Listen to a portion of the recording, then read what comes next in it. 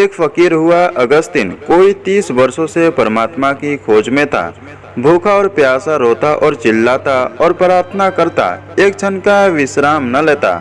जीवन का कोई भरोसा नहीं है, परमात्मा को पा लेना है तो सब भांति के उपाय उसने किए। बूढ़ा हो गया था, थक गया था, परमात्मा की कोई प्राप्ति न हुई थी। कोई दूर परमात्मा निकट नहीं आया, बुढ़ापा निकट आ रहा था, मौत करीब आ रही थी। उतने ही प्राण और चिंतित होते जाते थे। एक दिन सुबह सुबह ही रात भर रोकर भगवान से प्रार्थना करता रहा कि कब मुझे दर्शन दोगे।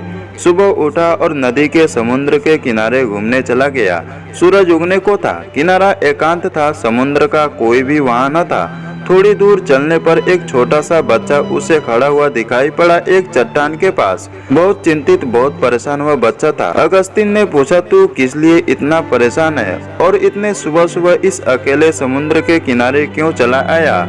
उस बच्चे ने अपने कंधे पर एक झोली टांग रखी थी। उस झोली में से एक बर्तन निकाला, छोटा सा बर्तन, और उसने कहा, मैं परेशान हूँ, मैं इस बर्तन में समुद्र को भर लेना चाहता हूँ, लेकिन यह समुद्र भरता ही नहीं है। उस बच्चे का यह कहना था कि मैं इस बर्तन में इस समुद्र को भर लेना चाहता हूँ, लेकिन यह भरता ही नहीं है।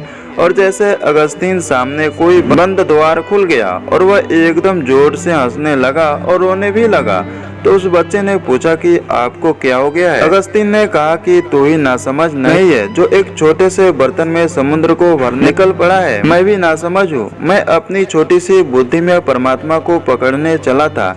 मैं अपने छोटे से मस्तिष्क में सत्य को सामने निकलना पड़ा था। अगर तू ना समझ है तो मैं और भी ज्यादा ना समझ हूँ। समुद्र की तो फिर भी सीमा है और हो सकता है किसी बड़ी प्याली में समुद्र बन भी जाए। प्याली की भी सीमा है और समुद्र की भी सीमा है, लेकिन मेरी बुद्धि की तो सीमा है और परमात्मा की कोई सीमा नहीं। मैं तुझसे भी ज्यादा ना समझ रहा। 30 वर्ष मैं पागल था कि मैं ईश्वर को जानने चला था। 30 वर्ष मैंने गंवाए, रोया और पीड़ित हुआ। अनेक बार परमात्मा को मैंने दोष दिया कि तू कैसा निर्दय कठोर है कि मैं रोता हूँ, मेरे आंसू तुझ तक नहीं पहुँचते। और आज मैं समझ पाया कि मेरी भूल वही थी जो तेरी भूल है। मैं परमात्मा की खोज छोड़ता हूँ, मैं परमात्मा को जानने का पागलपन छोड़ता हूँ। वह नाचता हुआ वापस लौट आया अपने आश्रम में। वहाँ के और सन्यासियों ने कहा, क्या तुम्हें परमात्मा मिल गया जो तुम आज खुश हो, जो कि 30 वर्षों से कभी मुस्कुराते नहीं देखे गए, आज नाचते हो? क्या तूने उसको पा लिया? क्या तुमने उसे जान लिया?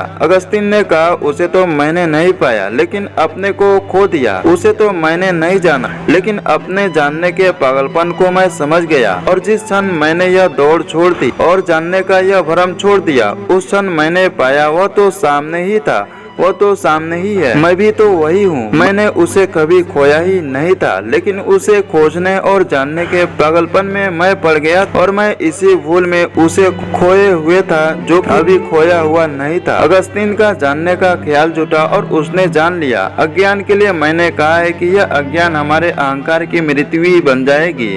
अगर मैं यह ठीक से जान सकूं कि मैं कुछ भी नहीं जानता हूं, और मैं यह जान सकूं कि जो असीम है वो सीमित बुद्धि से नहीं जाना जा सकेगा, और मैं यह जान सकूं कि प्याली में समुद्र भरना पागलपन है और अपनी बुद्धि में सत्य को भर लेने का ख्याल और भी बड़ा पागलपन है। अगर यह तुझे दिखाई पड़ जाए तो मैं तो गया, मेरी सामर्थ्य तो मिट गई, मैं तो रिक्त और शून्य हो गया। और जिस क्षण कोई व्यक्ति उस स्थिति में पहुंच जाता है जहां उसे यह भी भ्रम नहीं रह जाता कि मैं जानता हूँ, अज्ञान की न जानने की, जबकि उसे कुछ भी प्रतीत नहीं होता कि मैं जानता हूँ, मन एकदम मौन और शांत हो जाता है, उसे शांति जाना जाता है। अज्ञान ज्ञान का द्वार है, अज्ञान का बोध, लेकिन हम सारे लोग अज्ञान को ढांक लेते हैं उधार ज्ञान से।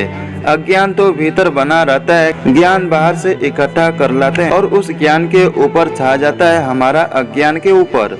ऐसे अज्ञान को भीतर छिपा लेते हैं। आप जानते हैं ईश्वर है, भीतर अगर झांकेंगे तो पता चलेगा नहीं जानता हूँ, लेकिन अगर बुद्धि से पूछेंगे तो बुद्धि कहेगी हाँ ईश्वर तो है, किताबों में लिखा है, गुरु कहते हैं, ऋषि मुनि कहते हैं ईश्वर है। जब तक कोई और कहता है ईश्वर है, तब तक आपके लिए ईश्वर नहीं है। जिस दिन आपके प्राण जानेंगे उसी दिन होगा, उसके पहले नहीं हो सकता।